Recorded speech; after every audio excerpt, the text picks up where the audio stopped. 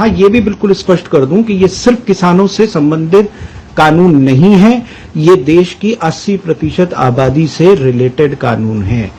ये भ्रांति फैलाई जा रही है कि इससे सिर्फ किसानों का सरोकार है। बिल्कुल गलत है, ये किसानों का सरोकार नहीं है, ये पूरे राष्ट्र के 80% से ज्यादा जो आबादी है उसका सरोकार है। कि मान लीजिए एक पूंजीपति है, मैं किसी का नाम नहीं ले रहा, उस पूंजीपति को व्यापार करना है, भारत का जो कुल खुदरा बाजार है, उस खुदरा बाजार की जो कुल मिला के जो उसका जो साइज है वो लगभग 12,000 अरब की कुल व्यवस्था है।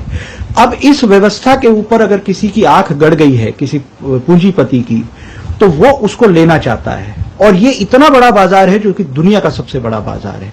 लिहाजा जो दुनिया की और बड़ी कंपनीज हैं उनकी भी नजर इसके ऊपर है।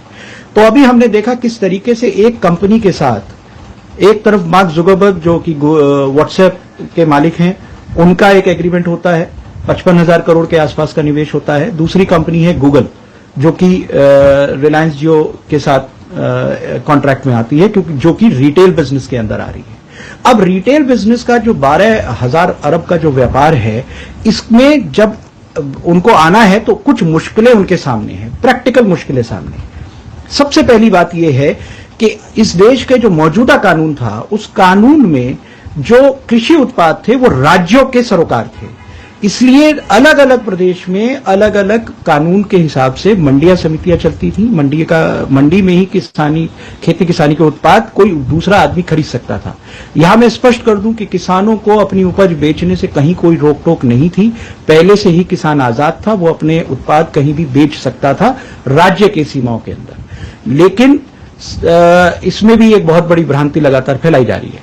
तो एक उद्योगपति को अगर इस व्यापार में आना था तो उसके सामने एक सबसे बड़ी दिक्कत यह थी कि उसे देश के सभी राज्यों में अपनी आड़त खोलनी पड़ती, सभी राज्यों के अलग अलग टैक्सेशन को मेंटेन करना पड़ता। कहीं पे 2% टैक्स है, कहीं पे 4% टैक्स है, 2 से 6% के आसपास का टैक्स वेरिएशन है पूरे देश के अंदर। तो इस पूरी व्यवस्था से उसको व्यापार करने में बहुत बड़ी दिक्कत और तकलीफ आने वाली थी। इसीलिए एपीएमसी एक्ट को डाइल्यूट किया गया। अब उस उद्योगपति को, उस व्यापारी को, उस पूंजीपति को कोई लाइसेंस कहीं लेने की जरूरत नहीं है। पूरे देश भर में से कहीं भी अपने एजेंटों को भेज के वो माल खरीद सकता है। तो ये उस व्यापार की व्यवस्था को आसान और सुलभ करने के लिए पहला एक्ट खत्म किया गया, जो कि एपीएमसी एक्ट है। अब जब उस व्यापारी ने माल खरीदना शुरू किया, तो जब उसने माल खरीदा है तो अब उसकी जो दूसरी दिक्कत है वो ये है कि मान लीजिए वो एक सीमा से अधिक माल का स्टोरेज करता है, क्योंकि जब माल पूरे देश में खरीदेगा तो स्टोरेज कैपेसिटी बढ़ेगी। तो उस स्टोरेज कैपेसिटी को वो बढ़ा नहीं सकता, क्योंकि जो उस अभी तक के जो देश के कानून थे वो जमाखोरी के खिलाफ थे, आप जमाखोरी नहीं कर सकते थे। तो ऐसे में उसको एक सुविधा चाहिए थी सरकार से कि जहां उसके ऊपर ये बंदिश ही ना हो कि वो चाहे जितना माल स्टोरेज कर सके, चाहे जितनी माल की कैपेसिटी अपने यहां वो रख सके।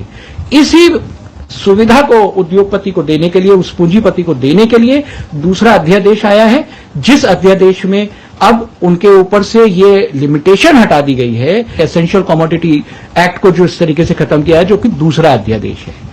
अब जो उद्योगपति है, जो पूंजीपति है, वो चाहे 1 है या 50 है, हमें इससे सरोकार नहीं है, लेकिन उन पूंजीपतियों ने सबसे पहले उनको ये सुविधा दी गई कि पूरे देश में कहीं से माल खरीद सके। दूसरी सुविधा उन्हें दी गई कि जब वो माल खरीद रहे हैं तो उसको स्टोरेज कर सकें। इन दोनों के लिए 2 नए कानून हो गए।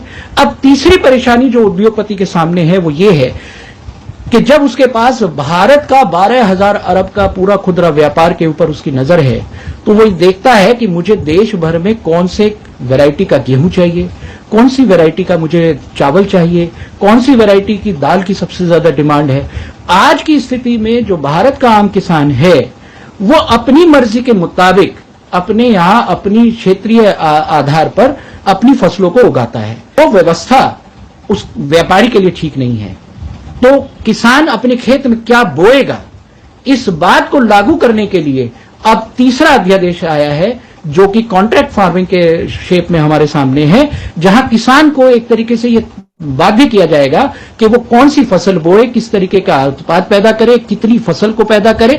तो ये तीनों के तीनों अध्यादेश, इनका किसान से कोई लेना देना नहीं है। ये किसान को बर्बाद करेंगे और ये उद्योगपतियों के लिए, पूंजीपतियों के लिए एक नई बाजार की जो व्यवस्था है, जो नया वर्ल्ड ऑर्डर आ रहा है पोस्ट कोरोना, इसमें वो कैसे इस बड़े व्यापार को, दुनिया के सबसे बड़े व्यापार में उनकी हिस्सेदारी बड़ी कैसे हो, ये इसलिए ये सारे के सारे अध्यादेश आए हैं।